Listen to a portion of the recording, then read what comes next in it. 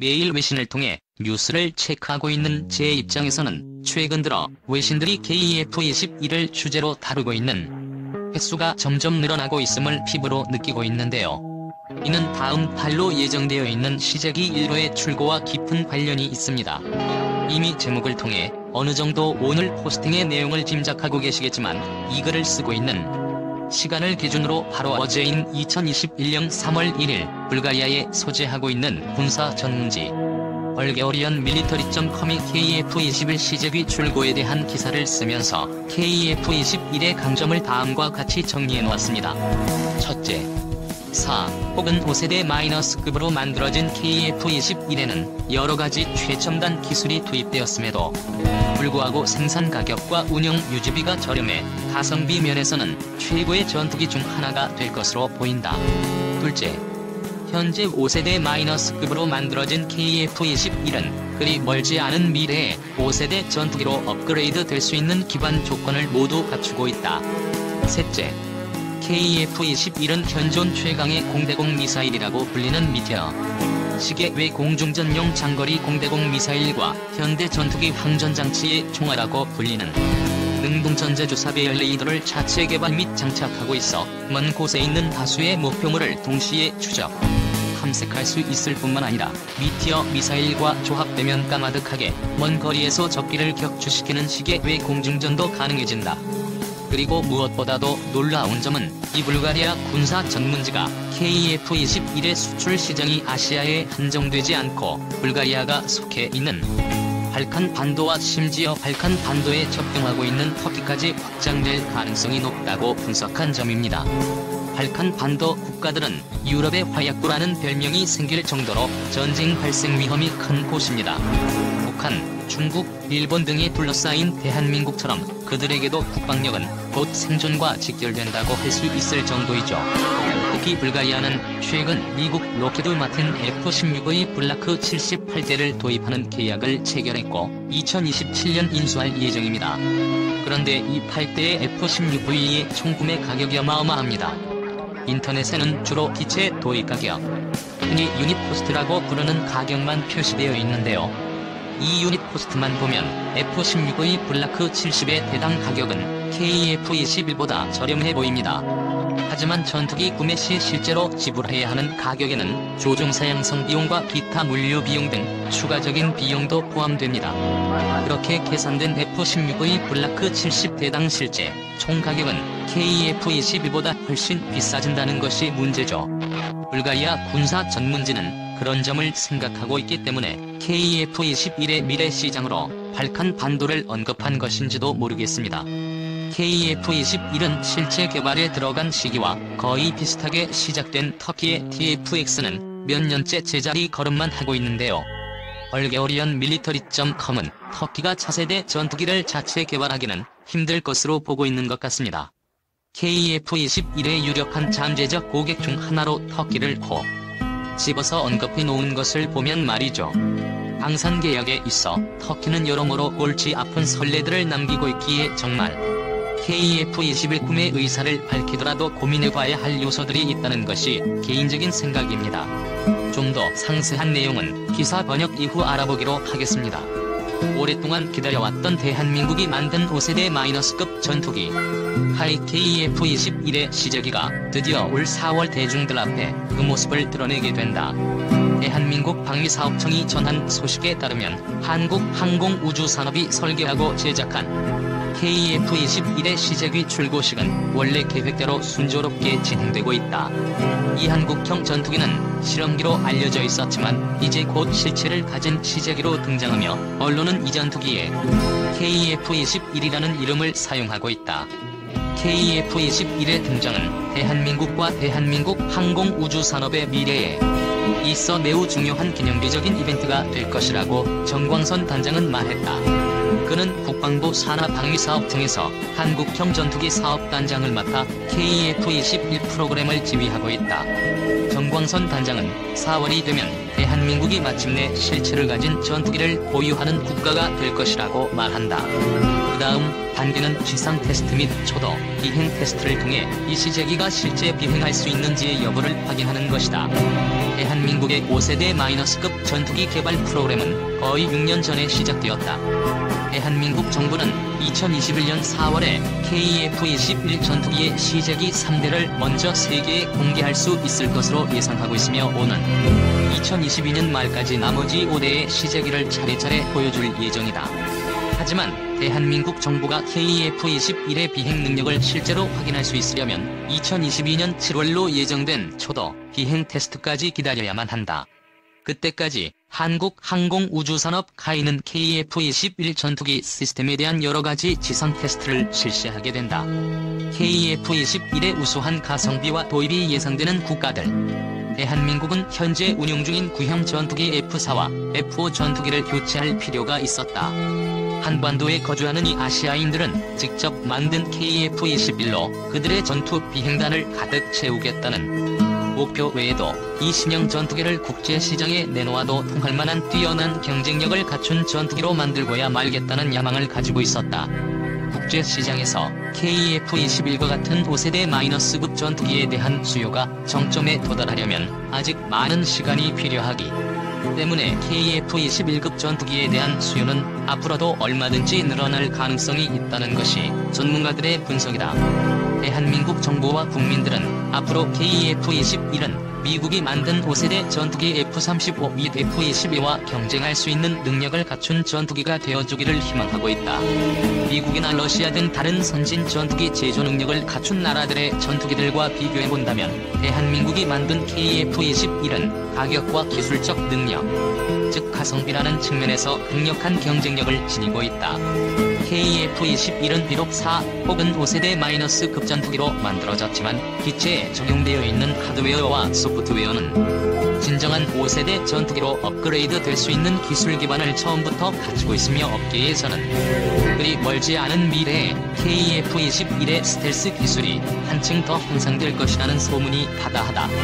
막대한 방위비를 지출할 여유가 있는 나라들은 단독으로 혹은 공동으로 그들만의 5세대 전투기들을 개발하고 있는 중이지만 그럼에도 불구하고 KF-21의 미래는 밝을 것으로 예상되며 KF-21 고유의 시장을 확보하게 될 것이다. KF-21은 대한민국 공군에 120대 이상 도입될 뿐 아니라 그 외에도 여러 아시아 국가들과 불가리아, 루마니아 등 발칸 반도 지역 국가들에도 진출할 수 있을 것으로 예상된다. 발칸 반도와 인접해 있는 터키 또한 KF-21을 도입할 가능성이 있는 유력한 국가들 중 하나이다. 최강의 공대공 미사일 MBDA 미티어가 장착되는 KF-21. MBDA는 시계 외 공중전용 장거리 공대공 미사일 미티어를 대한민국의 신형 전투기 KF-21에 통합시키는 계약을 한국항공우주산업과 체결했다. 이 계약에는 카이에 대한 통합 지원과 KF-21에 미티어를 통합하고 시범적으로 작동시킬 때 필요한 테스트 장비의 제작 방법 및 기타 노하우를 전수한다는 내용이 포함돼 있다. 미티어는 세계에서 가장 발달된 공대공 미사일이다. 미티어는 독특한 렌즈 추진 시스템을 갖추고 있어 다른 그 어떤 공대공 미사일보다 더 멀리, 더 빠르게 비행할 수 있고 그 덕분에 엄청나게 먼 거리에서 기동하고 있는 적기도 격추시킬 수 있다. 에릭 베랑제 MBDA 최고 경영자는 2019년 인터뷰에서 다음과 같이 발언했다. 우리는 카이 및 대한민국 방위사업 청구와의 동반자 관계가 이제부터 중요한 다음 단계로 접어들게 되었다는 사실에 매우 기뻐하고 있습니다. 대한민국은 MBDA에 있어 중요한 전략적 시장이며 우리의 미티어 미사일이 대한민국 전투기 KF-21에게 강력한 공대공 전투 능력을 제공할 것이라는 사실 또한 자랑스럽게 생각합니다. KF-21에 장착될 최첨단 한국형 AESA 레이더. 지난 2020년 8월 대한민국은 자체 기술로 개발한 능동전자 주사 배열 안테나를 장착한 AESA 레이더 시제품을 선보였다. 이 AESA 레이더는 한화시스템과 국방과학연구소가 공동으로 개발한 것으로 알려졌으며 시제품 공개 행사는 2020년 8월 7일에 열렸다. 대한민국의 군 고위 관계자들의 말에 따르면 한국형 AESA 레이더에 대한 지상 테스트가 곧 시작될 것이라고 한다. 또 또한 KF-21C 제품에 한국형 AESA 레이더를 설치하는 테스트도 계획되어 있는 상황이다. 이스라엘 항공우주산업의자 회사인 엘타 시스템즈가 이 테스트 프로그램에 참여할 예정이다. 대한민국 군 관계자들이 1000개가 넘는 목표물을 동시에 탐지하고 추적할 수 있는 최첨단 시스템이라고 설명하고 있는 한국형 AESA의 레이더에 대한 상세한 내용은 아직 공개되지 않고 있다. 이에 앞서 대한민국 정부는 한국형 AESA 레이더에는 약 1000개의 송수신기 모듈이 포함될 것이라고 보도했다. 지금까지 2021년 3월 1일 불가리아의 군사 전문지 벌게오리언 밀리터리.com에 게재된 New Ocean Fighter Will Take Over the Market라는 제목의 기사를 번역해보았습니다. 다들 알고 계시겠지만 현재 KF-21은 5세대 전투기라고 부르기엔 부족한 점이 분명히 보이는, 그래서 4나 5세대 마이너스급이라고 분류하는 것이 정확한 전투기입니다. 실제로 기사 중간에 4급이라는 표현을 쓰고 있어서 제가 알맞게 변형시켜 번역해 놓았습니다. 개인적으로 이 기사를 읽으면서 가장 놀랐던 부분은 발칸 반도에 속한 국가인 불가리아 군사 전문지가 스스로 KF-21의 유력한 시장이 발칸 반도라고 언급했다는 사실입니다. 그뿐 아니죠. 심지어 발칸 반도와 접경하고 있는 터키도 KF-21의 유력한 잠재적 구매자들 중 하나가 될 것이라고 예언까지 하고 있습니다. 세계 각국의 군사력을 지수로 계산하여 랭킹을 정하는 인터넷 사이트 글로벌 파이어파워에 따르면 발칸 반도 국가들 중 하나인 불가리아의 경우 군사력 랭킹은 전체 139개 나라들 중 67위, 공군력 순위는 72위입니다. 코소보 내전, 보스니아 전쟁 등 당시 전쟁 위협에 놓인 발칸 반도 국가들에게 공군력의 증강은 반드시 필요한 요소이며 염원일 것입니다. 따라서 KF-21에 대한 그들의 관심은 어떻게 보면 자연스러운 것일지도 모릅니다. 영상 초반부에 설명드린 대로 불가리아는 미국 로키드 마틴이 만든 F-16의 블라크 70을 8대 주문해 놓은 상태인데요. 2027년 인도 예정인 F-16의 기체 도입에만 대당 6,400만 달러, 한화 720억의 비용을 지불하고 있습니다. 이는 기체와 엔진 가격만 계산한 유닛 코스트로 여기에 조종사 훈련 비용, 물류 지원 비용 등 기타 비용이 더해진 프로그램 코스트로 계산하면 F-16V의 대당 가격은 1억 5,625만 달러, 한화 1,760억으로 치솟아 오릅니다. 프로그램 코스트에는 기존의 군수 물류 지원 시스템이나 교육시설 같은 인프라가 얼마나 잘 갖추어져 있는가에 문제가 큰 영향을 미칩니다. 이 부분이 잘 되어 있는 경우와 그렇지 않은 경우 프로그램 코스트에 큰 차이가 날 수 있습니다.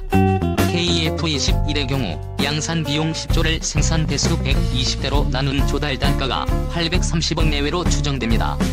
이 조달 단가에 추가되는 기타 비용이 고무줄처럼 늘어나거나 줄어들 수 있기 때문에 같은 전투기 판매 사례라도 프로그램 코스트에 상당한 차이가 생기게 됩니다. 개인적으로는 KF-21은 해외로 수출되는 경우 조달 단가 830억이 기준점이 되어 프로그램 코스트는 대당 900억에서 1200억 사이를 왔다 갔다 하는 정도가 되지 않을까 예상하고 있는데요. 이 정도 가격이면 불가리아가 미국으로부터 F-16V를 1760억으로 구매한 가격보다 훨씬 저렴한 가격이 되는 것입니다. 게다가 KF-21의 운영 유지비는 F-16V와 비슷하거나 조금 높을 정도가 될 것으로 추측되고 있기 때문에 운영 유지비 측면에서 F-16V가 KF-21보다 결코 유리하지도 않습니다. 이런 여러가지 정황들을 살펴봤을 때 불가리아의 군사 전문지 벌게오리언 밀리터리.com이 KF-21은 수출될 수 있는 유력한 시장으로 아시아뿐 아니라 불가리아가 포함되어 있는 발칸 반도 국가들을 지목하고 있는 데에는 내심 짚히는 구석들이 많습니다.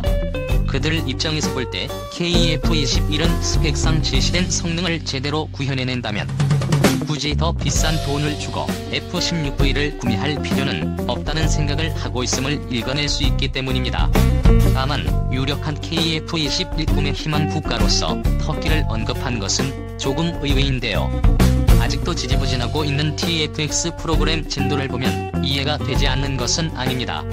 하지만 터키는 이미 KF-21 프로그램 시작 단계에서 대한민국과 이해관계가 일치하지 않아 손을 털고 나간 상태이기도 하고 무엇보다도 무기체계를 도입할 때 기술 이전에 대한 요구 수준이 매우 높고 제3자 국가로 수출할 수 있는 허가권까지 함께 요구하는 경우가 많아 입맛이 좀 떨떠름합니다. 개인적으로 대한민국 방산 수출에 가장 큰 걸림돌이 될 나라가 바로 터키라고 생각하고 있기 때문입니다.